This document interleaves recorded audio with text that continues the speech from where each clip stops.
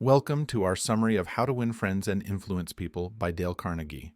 In this book, Dale Carnegie dives into the essential skills for connecting with others and building positive relationships. A pioneer in personal development, Carnegie understood the importance of human interactions and spent his life studying how we can improve them.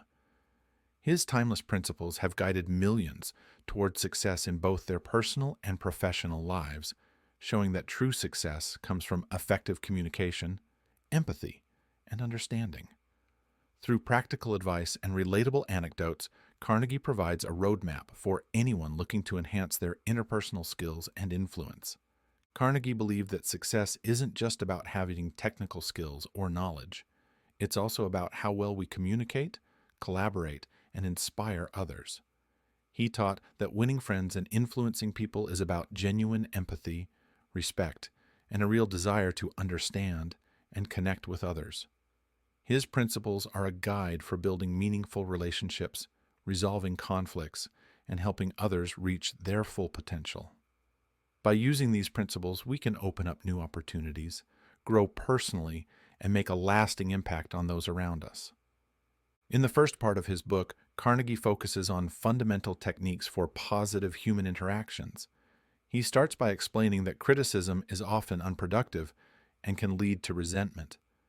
He shares stories, like the one about Two-Gun Crowley, a criminal who never took responsibility for his actions, and the political feud between Theodore Roosevelt and President Taft, which had negative consequences due to their mutual criticisms.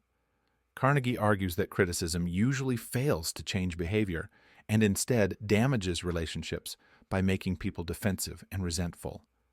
Instead of focusing on faults, Carnegie suggests showing genuine appreciation to build strong relationships. He points out that everyone, from famous historical figures like Abraham Lincoln to ordinary people, needs appreciation and recognition.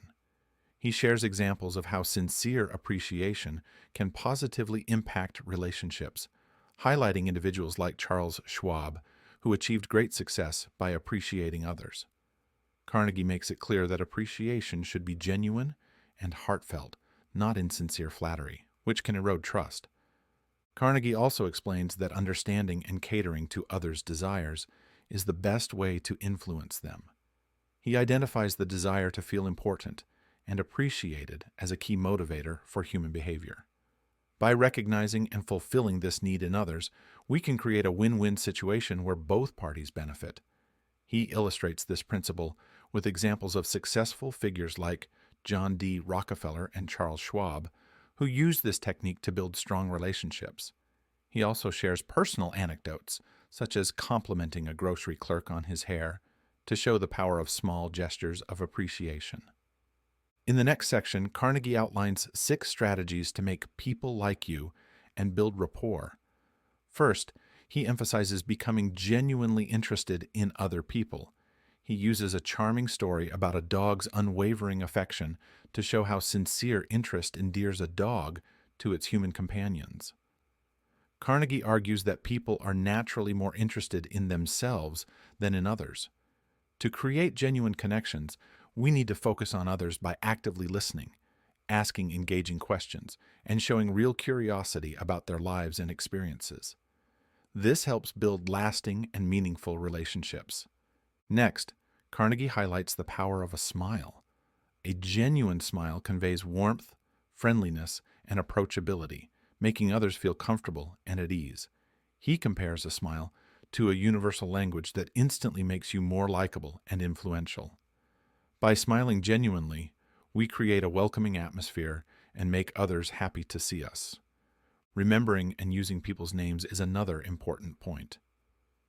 Carnegie explains that a person's name is a key part of their identity, and using it shows respect and recognition. Making an effort to remember and use names makes others feel valued and appreciated. Carnegie shares stories of people like Jim Farley, who achieved political success partly due to his ability to remember names, demonstrating the power of this simple act. Carnegie also stresses the importance of being a good listener.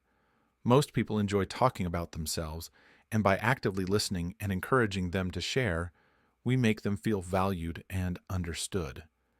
This involves not just staying silent while they speak, but also engaging with their stories, asking thoughtful questions, and showing genuine interest.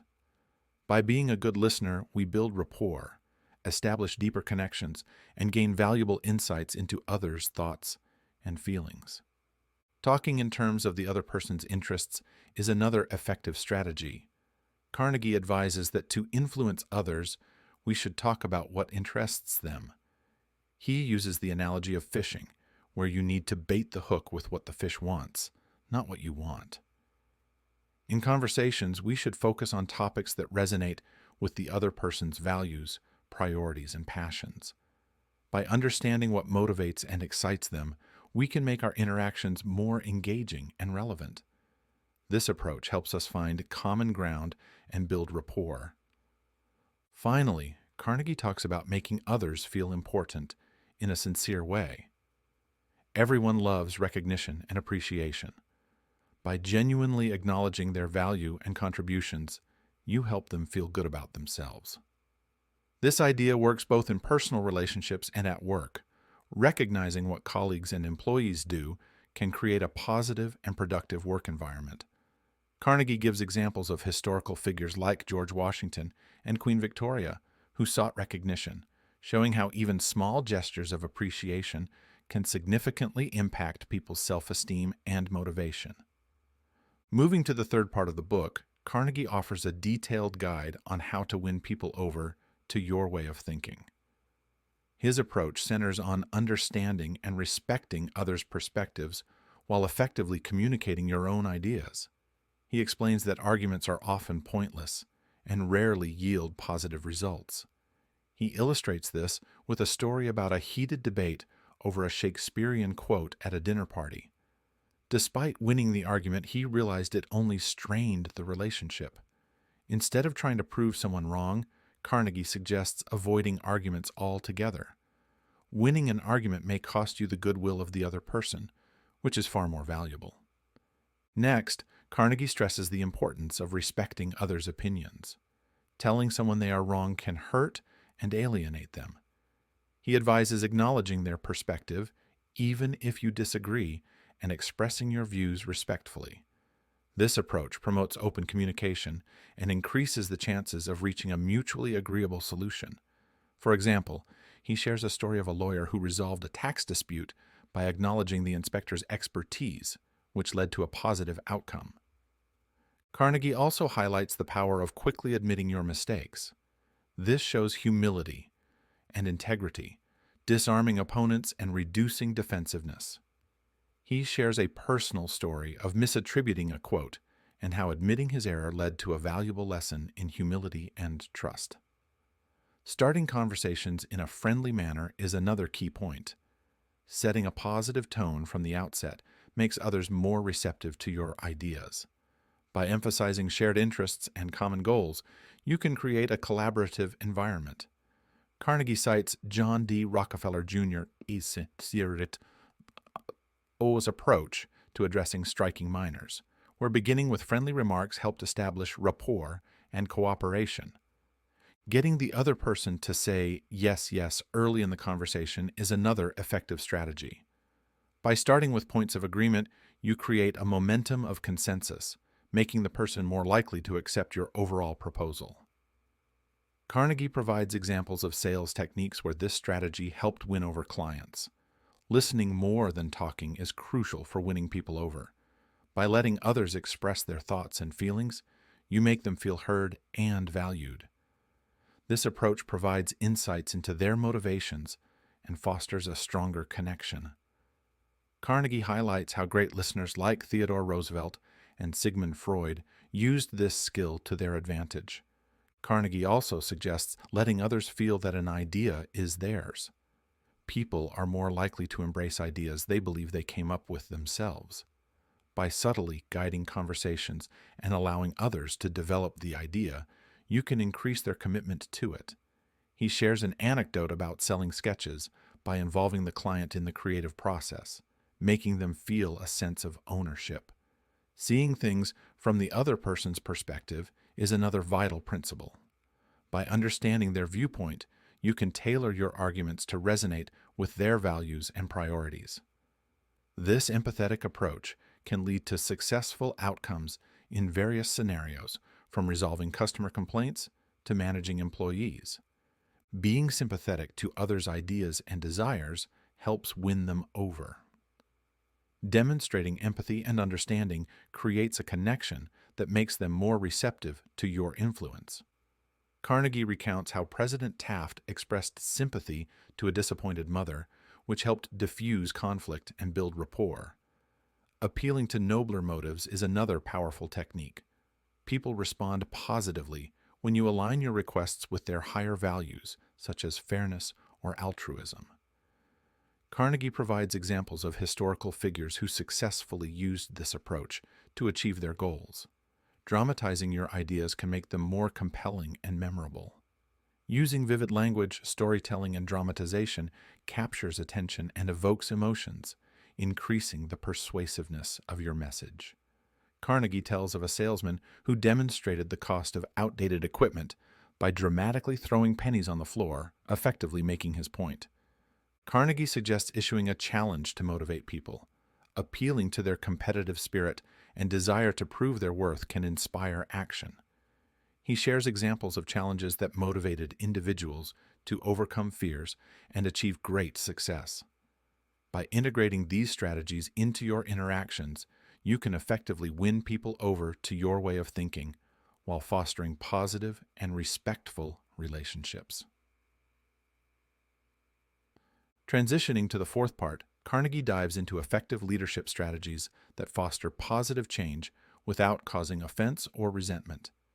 He offers 8 principles designed to help leaders change attitudes and behaviors while maintaining healthy and respectful relationships. He highlights the power of starting with praise and honest appreciation. By beginning any conversation with genuine compliments, you create a positive and receptive atmosphere. Acknowledging someone's strengths and accomplishments makes them more open to hearing feedback and suggestions for improvement. This method is like a dentist using Novocaine before drilling, a necessary procedure, but the initial praise softens the impact. For example, instead of reprimanding an employee for a mistake, a leader could start by acknowledging their past successes before addressing the error. Next, he advises calling attention to mistakes indirectly. Rather than directly pointing out errors, Carnegie suggests asking questions or highlighting desired behaviors. This avoids confrontation and allows the individual to realize their mistake on their own, preserving their dignity and self-esteem. For instance, a manager could ask, "Have you considered this alternative approach?" instead of bluntly stating, "You did this wrong." Carnegie suggests talking about your own mistakes before criticizing others. By admitting your own errors, you show humility and understanding, making others more open to feedback. Sharing your experiences with mistakes creates empathy, making it easier for the other person to accept your criticism. This works well in situations with unequal power dynamics, like between a boss and an employee or a parent and a child. Another key principle is asking questions instead of giving direct orders. Encouraging participation through questions sparks creativity and critical thinking, leading to better solutions and more ownership of tasks. For example, rather than telling an employee to clean the stockroom, a boss might ask, "What ideas do you have for organizing the stockroom to make it more efficient?" Carnegie also stresses the importance of letting the other person save face. When correcting mistakes or giving feedback, it's crucial to do so in a way that preserves their sense of self-worth. This could involve acknowledging their efforts, highlighting their strengths, and focusing on solutions rather than problems. For example, instead of publicly reprimanding an employee for a mistake, a manager could address the issue privately and offer support and guidance for improvement. Praising even the slightest improvement is another powerful tool. Positive reinforcement is a strong motivator, and recognizing small progress encourages continued growth. By being generous with praise, you create a positive feedback loop that inspires individuals to strive for excellence. This principle is especially relevant in educational and work settings where positive feedback significantly impacts performance and motivation. Giving others a good reputation to live up to is another of Carnegie's suggestions. By expressing confidence in their abilities and setting high expectations, you motivate them to meet those expectations. When people feel that others believe in them, they are more likely to rise to the occasion and exceed expectations. This can be applied in various contexts, from parenting to managing employees, by emphasizing their strengths and potential. Carnegie advises using encouragement and making faults seem easy to correct. Focusing on an individual's potential and the ease of improvement creates optimism and possibility. This approach motivates individuals to take action and overcome challenges, feeling supported and empowered rather than discouraged. For instance, instead of criticizing an employee for poor presentation skills, a manager could offer resources and training opportunities to improve, emphasizing that with effort, they can become excellent presenters. By implementing these principles, leaders can effectively foster positive change and maintain strong, respectful relationships. Moving to the final part, Carnegie wraps up his teachings by highlighting the power of human connection and self-improvement. He explains that the principles in his book are not just tips or tricks, but a blueprint for a successful life. By embracing these principles, anyone can unlock their potential, build lasting relationships, and thrive personally and professionally. Carnegie's closing message is one of empowerment and encouragement. He reminds us that everyone has untapped potential, and by applying the principles of human relations, we can overcome our limitations and achieve our dreams. He encourages treating his book as a practical guide, a working handbook for navigating the complex world of human interactions. By actively applying these principles in our daily lives, we can create positive and lasting change. His legacy goes far beyond the pages of his book. Carnegie's teachings have inspired countless individuals to enhance their communication skills, build stronger relationships, and achieve greater success in all areas of life. The core of his message, empathy, respect, and genuine interest in others, remains as relevant today as it was when he first wrote it. His principles continue to resonate across generations, offering a timeless guide for those seeking personal and professional growth. By integrating these insights into our everyday interactions, we not only improve our own lives, but also contribute to a more compassionate and understanding world. Carnegie's work reminds us that at the heart of every great success story are strong relationships and the ability to connect with others on a deep and meaningful level. If you enjoyed this summary, don't forget to like, comment, and subscribe to our channel. Your support helps us bring you more insightful book summaries and practical advice. Stay tuned for more content that can help you achieve your financial goals and personal growth. Thanks for watching.